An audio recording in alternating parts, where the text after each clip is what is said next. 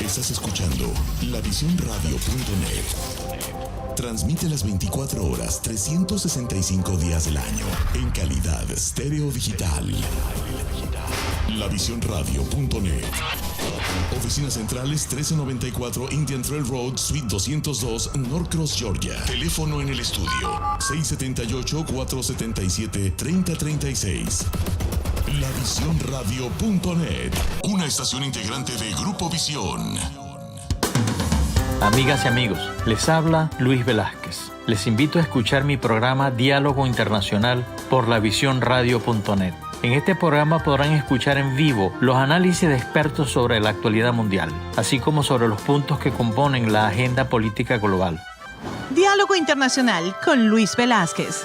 Martes a las 9 de la mañana por lavisiónradio.net. Información que va contigo.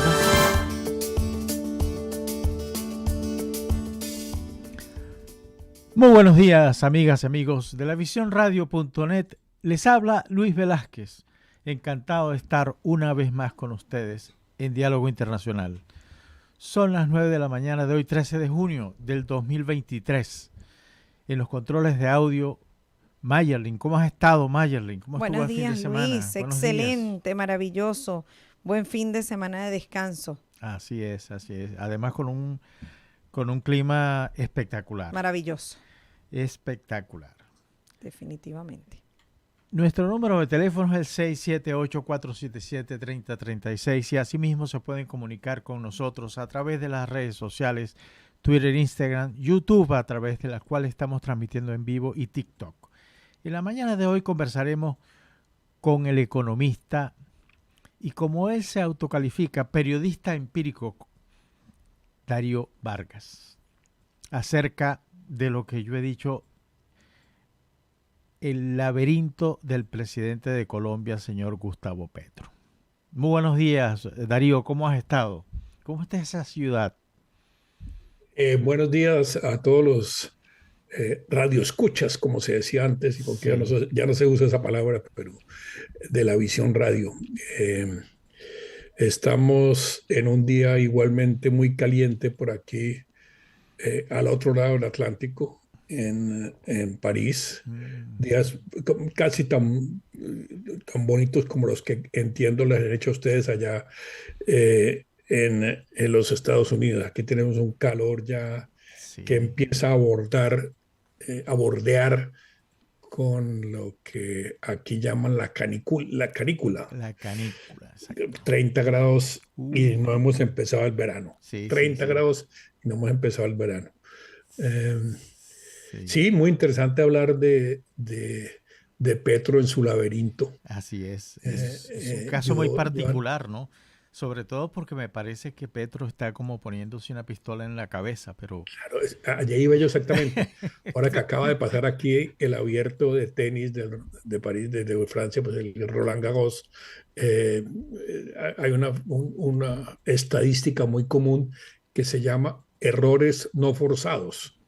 Y aquí, en el caso de nuestro país, de Colombia, creo que buena parte de lo que le está pasando es, como lo dices tú, tiros en el pie o errores no forzados. Para seguir con el símil del laberinto, que es de nuestro compatriota, digo nuestro porque así lo es, Bolívar, que hago yo en este laberinto mencionado por García Márquez. Petro en su laberinto es como si Teseo, en vez de dejar que Dédalo construyera el laberinto, él mismo lo hubiera construido. Teseo fue el héroe que mató al Minotauro. Y por eso creo que gran parte de los errores de Petro son errores no forzados y él ha ido construyendo su laberinto. Exactamente. Sabes que con esto que sucedió desde la primera semana de junio hasta ahora, yo lo he dividido en dos partes. El primero, un escándalo en el que están siendo protagonistas el mismo Petro, por supuesto, el presidente de la República de Colombia, la República Hermana de Colombia. Está uno de sus principales asesores y jefe de campaña, y además ex embajador en Venezuela, está su jefe de gabinete, una persona que por lo que entiendo es una mujer muy capaz, Laura Sarabia y Armando Benedetti, el embajador.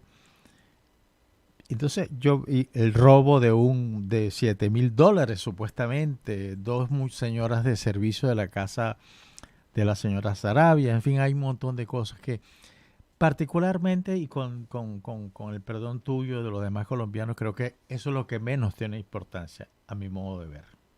Es decir, y hay otra cosa, la otra parte que tiene que ver y que me gustaría que la desarrolláramos más adelante, tiene que ver con lo que le está sucediendo al presidente Petro y que se está como diluyendo, se está cayendo. No le queda ya otra alternativa que lo que hizo, convocar a la gente a la calle y decirle que gobierne. Entonces, empecemos por donde debemos empezar, por ese escandalete que me pareció muy feo, de muy mal gusto. Con Benedetti se aplica esa vieja máxima de la política que se le achaca al presidente Lyndon Johnson, que es mejor tenerlos adentro orinando para afuera que afuera orinando para adentro, ¿no? Esa es una frase que ilustra muy bien lo que hizo Petro con Benedetti. Era mejor tenerlo adentro. Claro.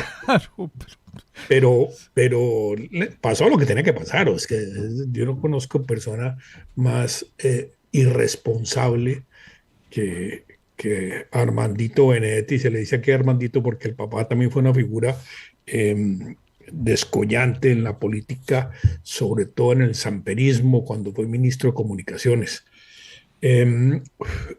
Yo creo que está pagando simplemente de nuevo errores no forzados. O sea, se metió en ese lío de nombrar a Armandito Benedetti embajador en Caracas. Eso ya era un riesgo inminente. O sea, digamos que para usar un colombianismo salió barata, ¿no? Salió barata la cosa. Estuvo en la final de la muy aburrida final de la Champions League. Yo no sé si te parezca a ti que te gusta el fútbol también. Sí. Muy aburrido, o sea, solo se cometió un error y ese gol fue gol. No fue un partido de esos emocionantes que uno preveía. Y ya Armando Benedetti está lejos de Colombia. Yo creo que ya va a dejar de molestar. Entiendo, como estoy de acuerdo contigo, que la señora o señorita Sarabia era muy buena funcionaria y ponía un poquito en orden una muy desordenada casa, ¿no? Muy desorganizada, sin cumplimiento de agendas. Cuando yo tuve la oportunidad de estar en los gobiernos, me acuerdo que una de las insistencias más grandes de parte del presidente en aquel entonces, César Gaviria, era el estricto cumplimiento y yo le vi no recibir gente que llegó 15 y 10 minutos tarde, ¿no? Simplemente los horarios del presidente se cumplen, ¿no?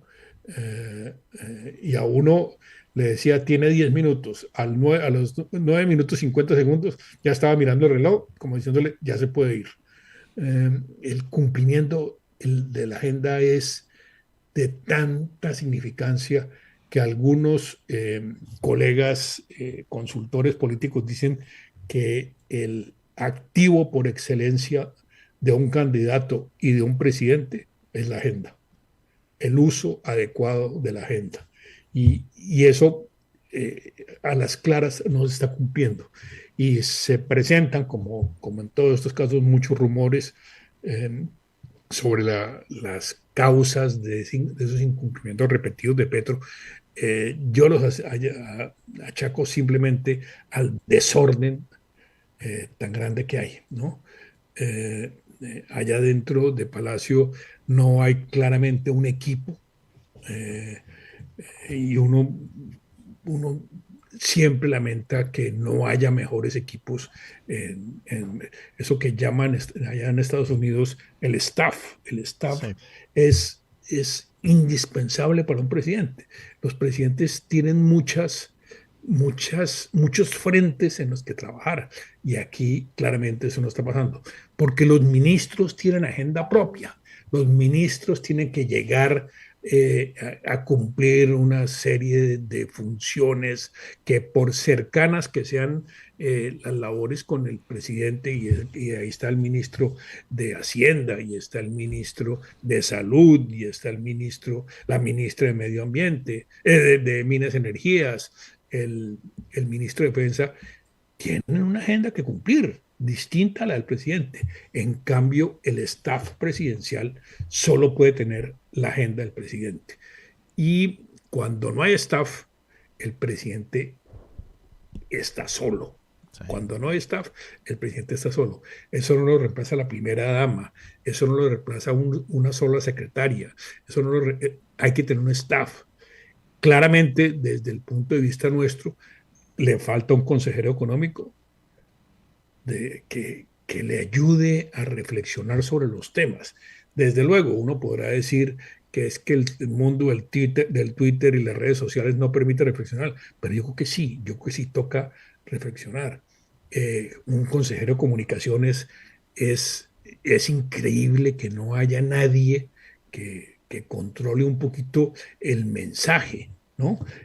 Y no estoy diciendo en el sentido negativo de la palabra, sino que un presidente que sube al gobierno con una propuesta de cambio tiene que ejemplificarla, tiene que mostrar, tiene que construir un mensaje, tiene que construir una narrativa que llaman ahora, tiene que construir una manera de contarlo, de afirmar. Eso no es simplemente con twitters, eso no es simplemente teniendo un canal público. No, uno tiene que pelear, y lo digo porque así ha sido, uno tiene que pelear con los medios, y uno tiene que saber decirle las cosas a los medios, y tiene que controlar, no en el sentido de censura, pero sí en el sentido de, oiga, yo tengo que proveerles información, yo tengo que estar dándoles datos, tengo que estar dándoles,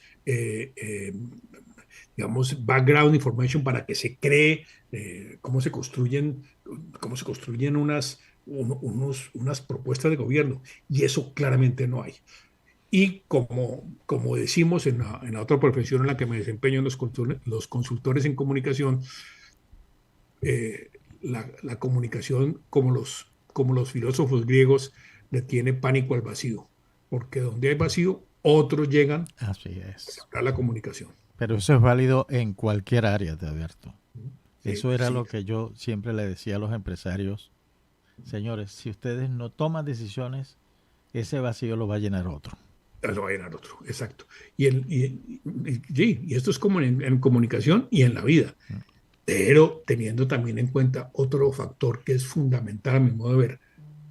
La comunicación no reemplaza la gestión, ¿no? O sea, uno tiene que comunicar lo que va a hacer, lo que está haciendo y lo que viene, pero eso no reemplaza que se hagan las cosas. Y allí también uno encuentra un exceso de pasividad, ¿no? A pesar de las declaraciones rimbombantes y los llamados al pueblo. Estaba leyendo un periódico colombiano que se llama La República, que también se lleva publicando mucho tiempo, y tiene una sección por internet, pues, en que publican por las redes sociales, en los WhatsApp, me llega a mí la primera página de hace 50 años. Y uno encuentra que en ese momento el presidente conservador Isabel Pastrana invoca al pueblo para defender el gobierno. Y digo, ¿qué nos ha pasado? Nada. O sea, un presidente conservador como Miguel Pastrana, cuyo hijo está peleando con Petro, y tiene la misma invocación: hay que llamar al pueblo para defender las reformas. ¿Cómo es eso? ¿Cómo se come eso? Uno tiene que pensar mucho más en la actuación política. Y aquí me encuentro ante un dilema del que me pueden catalogar como inocente. Eso es porque todo esto que está pasando es porque el gobierno es perverso. Y allí tengo las dos acepciones de perversidad. Es perverso porque es muy malo, porque es demoníacamente malo, o porque es incapaz, ¿no? Y la incapacidad se asocia necesariamente con esta idea de que no están haciendo la tarea, Sí. de que Si me no hacen la permites, te tarea. quisiera hacer un comentario con respecto a lo que tú acabas de decir. Yo tengo la sensación, y por la experiencia de que vivimos, la desgraciada experiencia que vivimos en Venezuela, que la izquierda nunca ha tenido un conocimiento real de los países, de los ciudadanos, de la sociedad. Y yo me imagino que, al igual que Chávez, al igual que Petro en Colombia, lamentablemente, eh, pensó que cuando él llegara al poder con la señora Esperanza Márquez, aquello Francia, se iba a Francia, bueno. vivir ¿cómo se llama? Una luna de miel eterna, y iba a ser el camino abierto para la izquierda. Mira, te voy a poner un ejemplo de la literatura y permíteme ser personal aquí. Mi, mi papá, Germán Vargas Cantillo, muy cercano, como lo fue a García Márquez y a lo que se inauguró Barranquilla, decía que Álvaro Cepeda Zamudio era el mejor escritor que había producido Colombia, pero que no tenía vocación de escritor. Y que García Márquez, que también escribía muy bien, tenía una vocación que ya quisiera Dios para sus curas, ¿no? Y eso es lo que hace que, o sea, que las cosas, cada vez más está demostrado que el trabajo es el trabajo, la tarea, hacer la tarea todos los días, levantarse y decir, bueno, hoy hay que hacer esto, esto, esto y esto. Hoy tenemos que lograr esto. Eh, y eso claramente no está en la izquierda. Fíjate, voy a poner un ejemplo que me pueden tildar de aprovechado, pero AMLO en México, 25 años o 50 años, no me acuerdo cuánto, peleando para ser presidente de México. Y llegó y no hay un programa, no hay, o sea, lo único que ha hecho fue vender el avión presidencial, ¿no? Así No, es. bueno, o sea, eso es, o sea, Eso es inaudito. ¿ah? Eso es inaudito. Inaudito, o sea, Lamentable. lamentable, o sea, gente que no se preparó para ser presidente de la República, gente que no hizo ¿cómo es que se arma un gabinete? ¿Qué necesito yo en un gabinete? Yo escucho muchas voces ayer leyendo a mi buen amigo Álvaro Forero Tascón en El Espectador, que yo recomiendo para entender un poco Colombia, decía, es que hay que buscar que Petro arme una coalición de gobierno. No, hombre, no, eso no va a pasar. Petro es un desordenado. Petro es, desafortunadamente, una persona que cree que con salir a la plaza pública las cosas pasan. Sí. Y eso no hay nada más diferente que eso. Y vuelvo y te digo, puede que yo parezca inocente, pero ese es el problema del gobierno. Es que cuando uno comete errores no forzados, la culpa es de uno, no de los otros. Claro, entonces la gran prensa no existe. Eso se acabó hace mucho tiempo. Las redes sociales acabaron con la gran prensa. No, te voy a decir algo. Nosotros estamos hablando por una emisora que está fundamentalmente en Internet, ¿no? Que los grandes periódicos son de los grandes grupos económicos. Y el Espectador es del Grupo Santo Domingo, de la familia Santo Domingo, como se quiera. Y el Espectador es un periódico que se ha mostrado muy, muy equilibrado. Digamos que uno puede decir que El Tiempo, el colombiano tira para un lado, que desde luego la revista Semana de la familia Gilinski pues ha sido muy dura. Claro. Pero la gran empresa no existe. La comunicación hoy es... Cuando yo fui consejero de comunicaciones, uno sabía que tenía que hablar por televisión, por los dos canales de televisión que había, los 4 noticieros que había. Y ahí estaba el impacto en los medios. Había algo que hacer en radio, había algo que hacer en prensa, pero más para quedar bien parado con las familias dueñas de los periódicos. Pero uno sabía que los medios electrónicos eran los que hacían la comunicación. Hoy ni siquiera son los medios electrónicos. O sea, yo que fui también personaje de televisión, y perdóname si estoy hablando mucho en primera persona. No, por favor. Uno tenía ratings de 45 y 50 puntos. Hoy, sumados dos noticieros de televisión, no llegan a 10 puntos. O sea, y era la forma en que los colombianos se comunicaban. Y más atrás, el gobierno del presidente Alberto Lleras, sabían que un discurso que se diera en el Salón Rojo del Hotel de Candama o en la plaza pública, ese discurso lo transmitían las dos emisoras que había y no necesitaban más. Hoy tú peleas no con la gran prensa, sino con 150 influenciadores, Así redes es, así es. digitales, contradictores, opositores, amigos, porque los amigos a veces dicen, oiga, deme línea, ¿qué tengo que decir? ¿No? Entonces, claro, uno encuentra los famosos bots o las famosas bodegas de información, pero la gente se da cuenta que eso no es. Pero sí hay mucha necesidad de que a la gente le den línea, ¿no?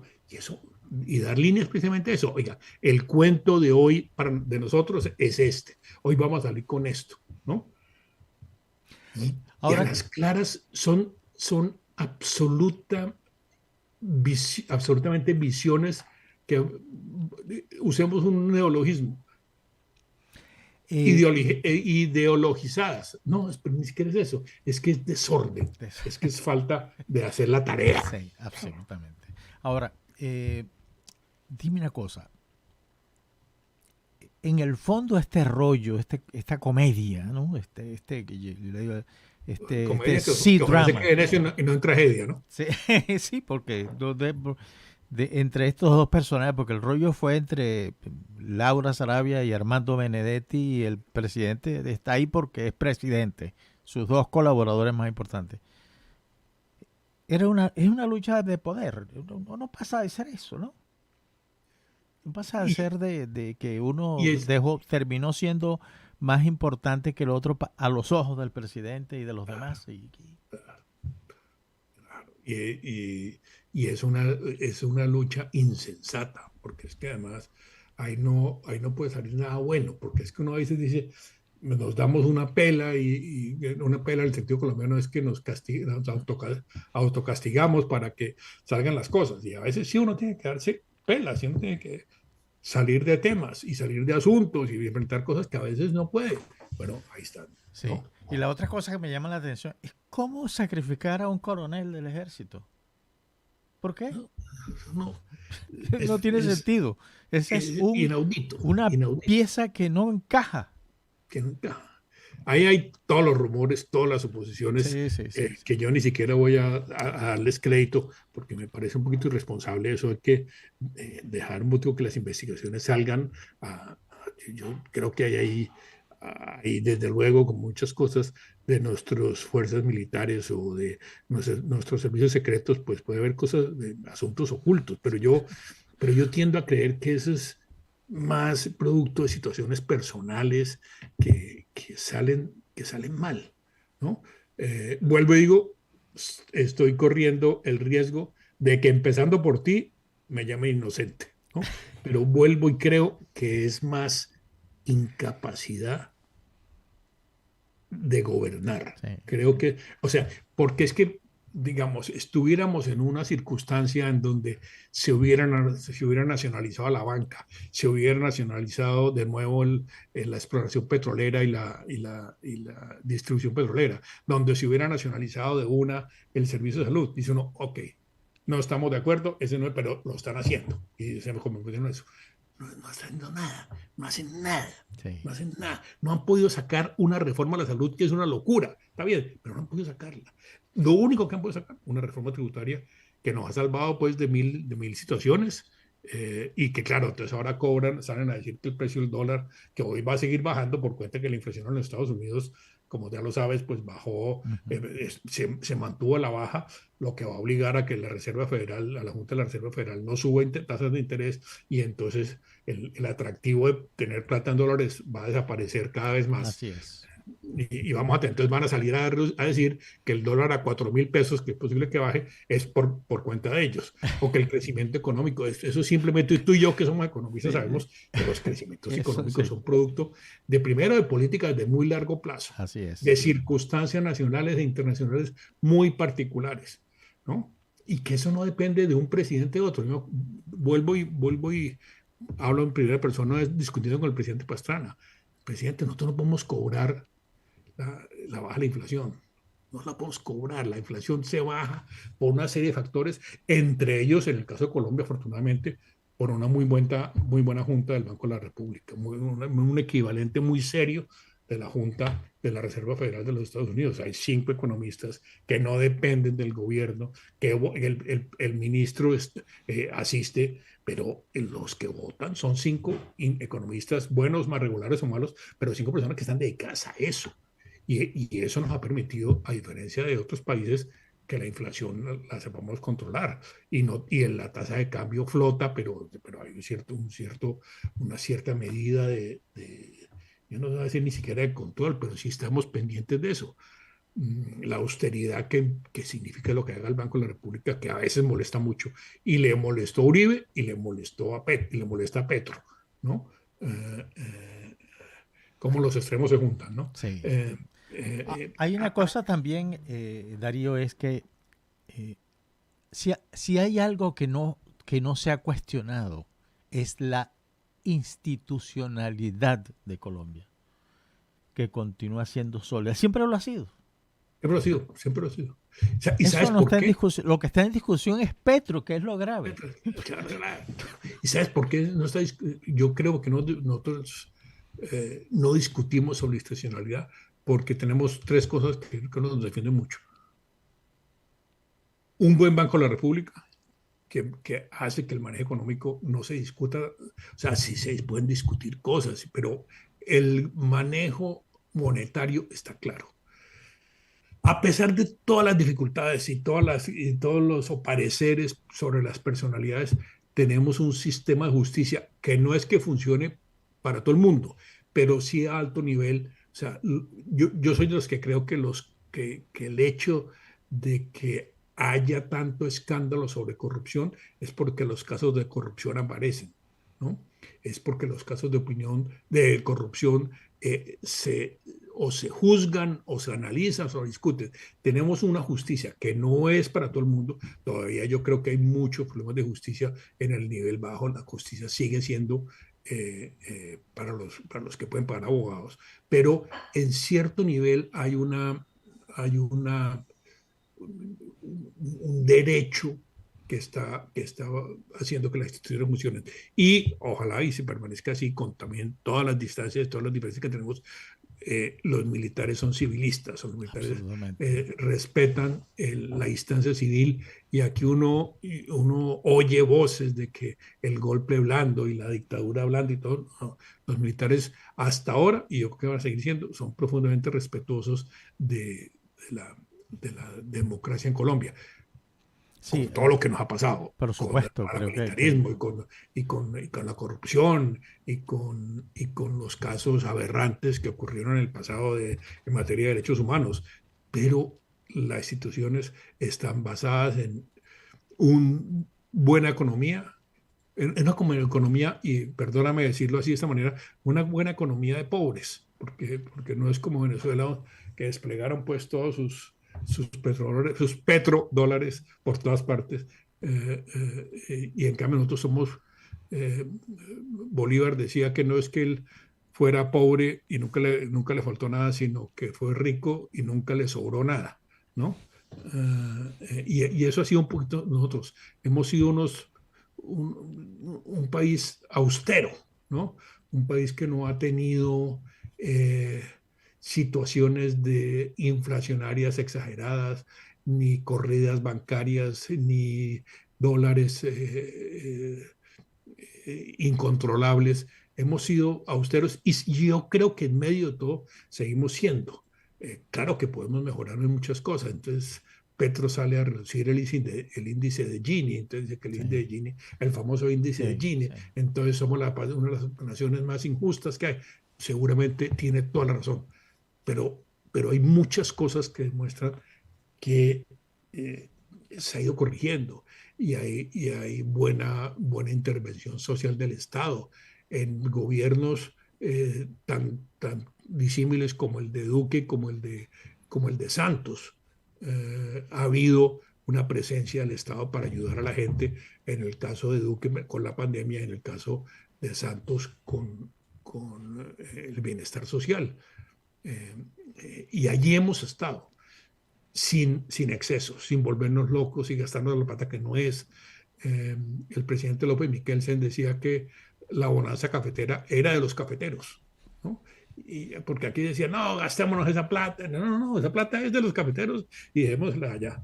Así es, así es. Lo cual motivó que el presidente Petro ahora dijera que la oligarquía de los cafeteros, cuando en realidad el café en Colombia hoy por hoy es de medianos y pequeños empresarios, o sea, no es pequeño, o sea, ya esos latifundios gigantescos que sembraban café en Caldas con los Londoños, los Hoyos, ya no existen. Hoy el 90 y tanto por ciento, tendré que revisar la cifra, del café se produce en, eh, en, en fincas pequeñas, ¿no? Claro, claro. Y eso lo que nos hace de nuevo es ser austeros, estar preocupados por el centavo, por el chavo, como dirán ustedes,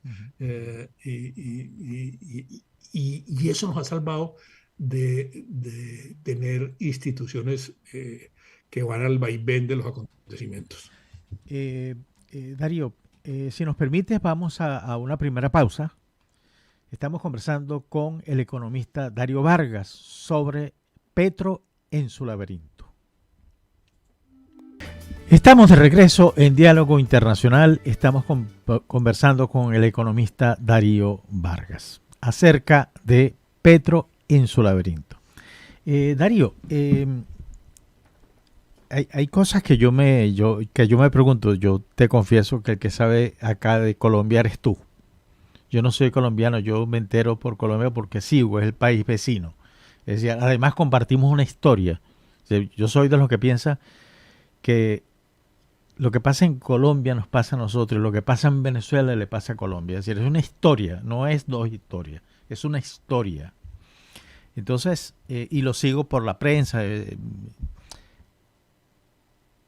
decir, Petro llegó con un empoderado a la presidencia de la República. Porcentaje importante de la población lo votó, llegó, como se acostumbra en un país cuya democracia funciona en ese sentido, asumió. Pero hoy, a 10 meses, casi 11 meses de asumir el poder, eso se cayó. Yo me quedé impresionado en las estadísticas de una empresa que tú debes conocer, ya te voy a decir, la Alianza Nacional de Firmas Encuestadoras de Colombia, que hace una encuesta gravísima. La primera es que lo pone de popularidad el 29%, pero en comparación con Nayib Bukele, que tiene el 58% de popularidad. Pero no solamente eso, y que llama mucho la atención, es la comparación que hace con la popularidad y la credibilidad que tienen dos personajes en Colombia. El fiscal Francisco Barbosa, por un lado, y el presidente Petro. Y la gente le cree más a Francisco Barbosa que al presidente, 51%. Imagínate. Y a Gustavo Petro solamente el 22% de la población le cree. Sí. Entonces vi un meeting de él después del escándalo que salió, que convocó a la gente, que él decía que él quería a su pueblo. Al lado estaba la vicepresidenta y los llamaba, es decir, yo los sentí, más que interpretar, que le estaba llamando a la radicalización de la gente que lo apoya. Y la vicepresidenta tenía una cara como de regocijo, chico. Es decir, lo que me dijo enseguida, estos no son políticos. Mira, sobre la marcha, o sea, uno también se vuelve antipáticamente conocedor de cómo se llena la Plaza de Bolívar. La Plaza de Bolívar, yo me acuerdo el cálculo que alguna vez hicimos en una manifestación, cuántas personas caben por metro cuadrado y todo eso. La Plaza de Bolívar es muy fácil de llenar. O sea, la Plaza de Bolívar, que es el recinto, el ágora máximo de nuestra democracia. Esos cuentos que nos inventan los historiadores o los periodistas, se llena con 30.000 personas. Es claro que no la pudieron llenar. Y pues hay muchos trucos. Uno puede poner la tarima del presidente más adelante, más atrás, más a un lado. El discurso de Petro no lo dio en la Plaza Bolívar, lo dio en una calle adyacente que obviamente se veía mucho más llena. Eh, la Plaza Bolívar no se llenó y tampoco la han llenado, en los últimos tiempos no la ha llenado mucha gente. No recuerdo, tal vez Uribe lo haya llenado, no me acuerdo. Eh, yo lo que creo es que volvemos a lo mismo, el presidente Petro, que no sabe cómo gobernar, es como la conclusión que yo llego, recurre a fórmulas usadas, prosaicas, lugares comunes que, que empiezan a no asustar a las ovejas porque ya le vieron la cara al lobo, ¿no? O sea, el hecho de que sigamos teniendo un dólar bajo es interpretado por algunos analistas económicos como que a la gente en el ámbito del dólar ya no le está, ya está diciendo no van a pasar las reformas de Petro, ¿no? Y al no pasar la reforma de Petro, el contrario a lo que cree la gente, la radicalización va a ser de palabra y no de obra, para usar un término cristiano. Sin embargo, un amigo me decía en estos días, bueno, ahora sí comienza la segunda del noveno, para usar términos beisbolísticos. Yo le decía, no nos olvidemos que apenas estamos en la primera del segundo, ¿no? Todavía nos faltan 7 innings, 8 innings y medio para que esto se acabe, ¿no? Entonces no digamos que la primera, la segunda del noveno. No, falta todavía mucho camino y un camino que a mi modo de ver no está para nada claro, ¿no? Así no podemos seguir, algo tiene que pasar, ¿no? Así no podemos seguir en este vaivén de 4 años, cambiando ministros y cambiando de esquema de gobierno y acusando a los medios. Algo tiene que pasar y dentro de eso pues está ya una radicalización no de palabra, sino de hecho. Eso es una posibilidad. Yo no creo que esté en el escenario de lo probable, pero sí en el de lo posible, ¿no? Que hay el llamado que les comentaba hace un momento, a un gobierno más de unidad, un gobierno más nacional, un gobierno que tenga más en cuenta factores sí, de izquierda, pero más amplio y menos circunscrito al círculo pretoriano de Petro. Sobre el futuro es el que nos podemos quedar discutiendo todo el día y no estoy muy seguro, como te digo, la radicalización de hecho, no de palabra, es posible, pero yo todavía la veo, vuelvo a decir, me pueden pintar aureola de inocente, eh, la veo muy poco probable. Ahora, Darío, hay dos preguntas que te tengo. La primera tiene que ver con lo sucedido, pero porque además el fiscal no es precisamente gente de Petro. Y creo que eso es lo que le ha dado la credibilidad a él. Si se realiza una investigación bien profunda, puede terminar como terminó el escándalo Lava-Jato en Brasil, que se descubrió toda esa red, toda esa parafernalia de vínculos entre los privados, los gobiernos extranjeros de otros países, en fin, una de esas cosas que no tiene ni siquiera un nombre que pueda describir lo que sucedió. Y la segunda pregunta tiene que ver con lo que tú acabas de decir. Es difícil predecir, siempre es difícil predecir, porque la bola de cristal no existe. Pero la segunda pregunta tiene que ver qué piensa del futuro Darío Vargas. Mira, nosotros tenemos el equivalente al lavallato brasilero lo tenemos en el proceso 8000, que profundizó en las relaciones entre el narcotráfico y las elecciones presidenciales, en particular aquellas aquella en que fue elegido el presidente Ernesto Samper. Yo creo que a las dimensiones de un proceso 8000 no vamos a llegar, pero sí es claro que allá abajo, en la sucia contienda política, hay mucha plata que circula. Hay mucha plata que circula, que uno no tiene, uno no sabe de dónde, que uno no sabe cómo llega, ni quién la pone, eh, ni de, o sea, y qué llega finalmente a una campaña y qué se queda en el camino, en intermediarios, en agentes políticos que dicen comprar sándwiches para votar a 5.000 pesos y los sándwiches valen 1.000 pesos. Ahí hay de todo como en botica. Y más si estamos permeados por el narcotráfico.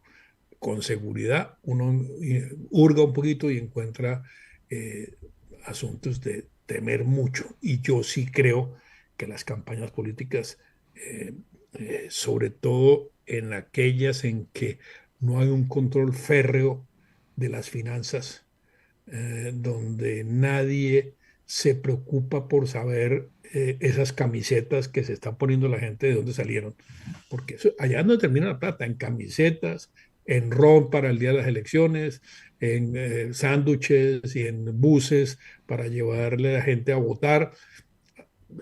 Todavía pasa mucho eso, y inclusive eso no pasa solo en el campo, o sea, en las ciudades. En Barranquilla tiene que pasar muchísimo de eso, en Cartagena, Costa Atlántica en general, desafortunadamente tiene que pasar mucho de eso. Las elecciones, vuelvo y digo, están permeadas por una plata por dineros que uno no sabe de dónde vienen. Muchas veces son simplemente factores políticos. El oficio de un congresista es ser reelegido, ¿no? Y más que defender los intereses de sus electores, su función es ser reelegido, ¿no? Su misión, para ponerlo en términos de análisis estratégico, es ser reelegido. Y hacen todo lo posible por ser elegidos. Y eso significa contratos, y eso significa plata circulando, y eso significa obras públicas, y eso significa participación en obras públicas. Y allí hay de todo, de todo, de todo, de todo.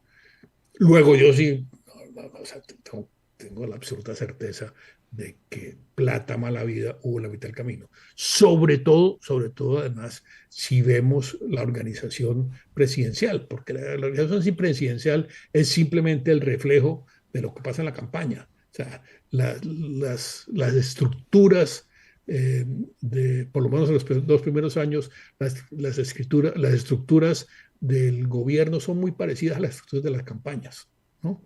Y el que era gerente de la campaña está el presidente de Ecopetrol, la compañía petrolera, el ministro. Y ahí uno sabe que si se manejaron las cosas en la campaña como está manejando el gobierno, ahí pudo haber pasado cualquier cosa. Sí. Sobre el futuro, yo creo que me han oído aquí los amigos que nos oyen, amigas también, decir que el pronosticador en economía enaltece a la astrología, ¿no? En frase célebre del economista canadiense John Kenneth Galbraith. Que esto se va a poner más duro, sobre todo porque, a pesar de que la economía puede que no sea tan desastroso, los resultados económicos pueden que no sean tan desastrosos, y que en vez de una recesión tengamos un crecimiento del 0,5, 1%, lo cual sería una tranquilidad, porque es que una recesión sí acabaría hasta con el lío de la perra, pues. Pero pareciera que uno va a ver las cosas más por ahí, con una inflación que empieza a controlarse. Ya el hecho de que en Estados Unidos y aquí en Europa también empieza uno a ver señales de que esa locura de gasto que se generó después de la pandemia se empieza a controlar. Una de las notas que vi hace un momento, tal vez en el New York Times, decía ese gasto de venganza de los norteamericanos después de la pandemia, que fue en viajes, en Sí. hoteles, en restaurantes y en lujo, ya, que ya empieza a mantener, a iniciar su descenso. Ya los precios empiezan a verse bajar en precios, por ejemplo, en hoteles y en pasajes de avión. Eh, Luego vamos a tener una inflación más controlada. Vamos a tener una inflación que si bien no llega a las metas, en el caso nuestro del Banco de la República, sí empieza a hacer una inflación, a hacer una inflación que se controló. Si la devaluación, como parece, va a estar en límites más normales, que no vamos a llegar al susto del dólar a 5.200, sino más bien en los alrededores de 4.200, 4.500, eh, eh, mm, la economía no va a ser un factor tan negativo. Lo que va a ser muy peligroso, muy negativo y muy azaroso, inclusive si quieres quitémosle el asunto peligroso para que no suene a, a revanchismo político, pero sí va a ser muy, muy azaroso, ¿no? O sea, es que no sabemos qué va con... Si me dijeras, es que va a nacionalizar la banca, ¿no? No, eso no está ahí, eso no está en la agenda, ni vamos a llegar allá. Y es claro que no van a cerrar periódicos porque ese primero no serviría para nada, ni va a ser censura de prensa, ni va a haber un gobierno autoritario, autócrata. Entonces, como que no, porque no saben cómo es eso. ¿Sí? Es que voy a poner un ejemplo extremísimo del pasado. Franco sabía cómo era manejar un ejército, ¿no? Y tenía una organización y había unos coroneles que respondían a los generales. Aquí no hay eso, aquí hay una disfunción, para hacer de nuevo un modismo, una disfunción entre el que manda y los que ayudan a mandar. Y hay una tremenda disfunción en eso, que es para mí la cara de la crisis, ¿no? Que se ve ejemplificada en Benedetti Sarabia, ¿no? Eh, eh, y es que no hay mando, no hay, Sí. no hay. Ahora, Petro marca con todo esto un comienzo y un final de la izquierda en Colombia, en el poder. Yo soy de los que creo eso. O sea, desafortunadamente creo que la izquierda que se necesitaba va a tener mucho problema. Yo, digamos, hay obviamente dos tendencias. Vamos a volver a la derecha y a la que está a la derecha de oposición más radical que está hoy haciendo el más ruido. Yo, de diferencia, creo que Colombia va a retomar su camino eh, aburridamente tecnócrata, ¿no? Yo creo que como están las cosas hoy, y eso puede cambiar mañana, pero digamos como están las cosas hoy, yo veo que un tecnócrata con origen económico, inclusive con origen ingenieril, puede ser el próximo presidente de Colombia, alguien que se preocupe mucho más por por hacer la tarea, por cumplir las metas, mire, aquí nos proponemos esto y vamos a llegar allá. Eso que en nuestro oficio llamamos estrategia, ser más cuidadoso con la estrategia, ser más cuidadoso de, mire, queremos llegar a la luna, entonces para llegar a la luna tenemos que hacer estas cosas, tenemos que hacer estos procesos, tenemos que financiar los cohetes y tenemos que financiar la investigación científica para ver cómo van a ser los trajes. Esa tareita del tejido que significa poner en ejecución una estrategia. Eso es lo que creo yo y con seguridad mucha gente dirá que estoy pensando con el deseo. Sí. Una pregunta que tiene que ver con, estoy intentando escribir algo, un libro, para hacerte más claro, que tiene que ver con la historia de América Latina, con dónde estamos y para dónde vamos. Bueno, eh, y me encuentro, revisando la historia de muchos países, me encuentro con una realidad que los economistas olvidamos, los analistas políticos olvidamos, es decir, todos olvidamos eso, que desde hace 200 años la ciudadanía latinoamericana está esperando respuestas y no hay respuestas. Quizás leí en estos días, a veces en los ratos de desocupación, que aquí donde estoy son bastantes, leía sobre algunos de los problemas de la física moderna que decían cómo se explica lo del el hecho de que dos fotones se comuniquen entre ellos en distancias que superan la velocidad de la luz, que es un imposible superar por razones de la física einsteiniana. Y decía, es que quizás nos estamos poniendo las preguntas equivocadas. No es que tengamos respuestas equivocadas, sino que las preguntas que nos estamos haciendo son las equivocadas. Entonces, de pronto, o sea, yo a veces soy de los que creo que nosotros hemos progresado y quizás no sé si sea lo mismo en Venezuela, pero en Colombia sí claramente hemos progresado.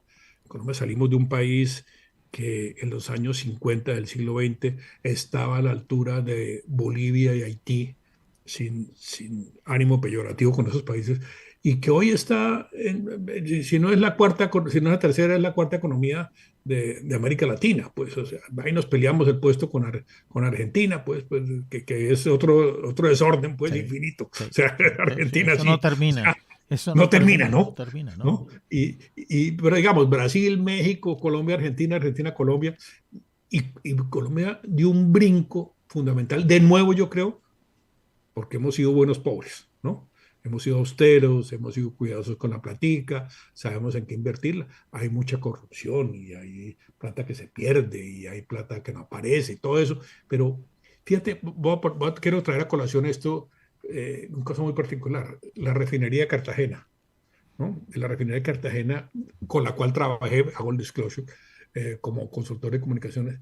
Aquí se armó un escándalo y dijeron que se habían robado y que la plata se había desaparecido. Un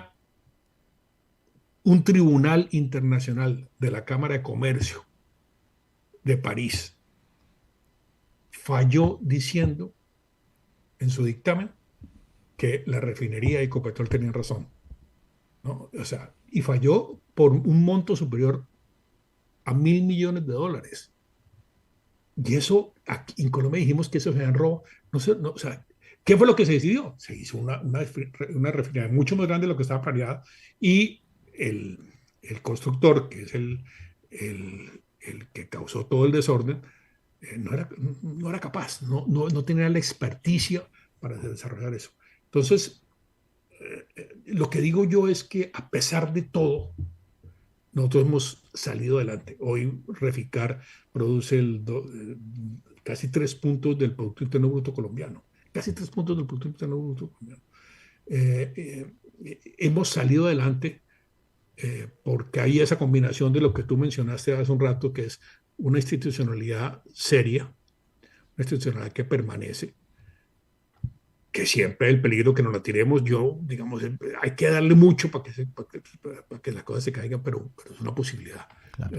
O sea, cuando uno ve lo que puede pasar en el sector salud, que no creo que va a pasar, pero cuando uno viene con ideas como de volver a un seguro social que fue nuestro desastre.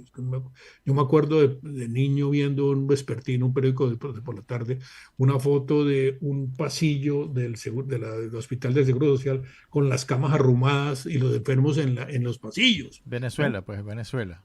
Ya, bueno, eso no puede volver a pasar, sí, pero creo que, y tengo la esperanza, porque uno finalmente dicen que un optimista es un pesimista informado, o al revés, un pesimista es un optimista informado. Creo que del lío vamos a salir. Ojalá Petro ayude. Ojalá, de verdad creo que Petro tiene que ayudar. Ojalá que haga algo en todo caso, pero fíjate que en esta investigación que estoy haciendo, pues de Venezuela para abajo hay muy poco que recoger. No hay nada. Nada. Incluyendo a Brasil, lamentablemente, la economía más importante de América Latina. como es que decía Stefan Zweig, Brasil siempre tendrá un futuro. Sí, así es. Brasil. Bueno, mi estimado Darío, oye, siempre tan grato conversar contigo. Tú tienes un razonamiento muy inteligente. Te agradezco mucho este tiempo que me has dedicado en este programa, que me parecía sumamente importante por varias razones. Primero, porque contextualizas realmente el problema. Segundo, porque yo soy venezolano y te reitero, la historia de Colombia y Venezuela no son dos, una historia. Y lo que le sucede a Colombia le sucede a Venezuela.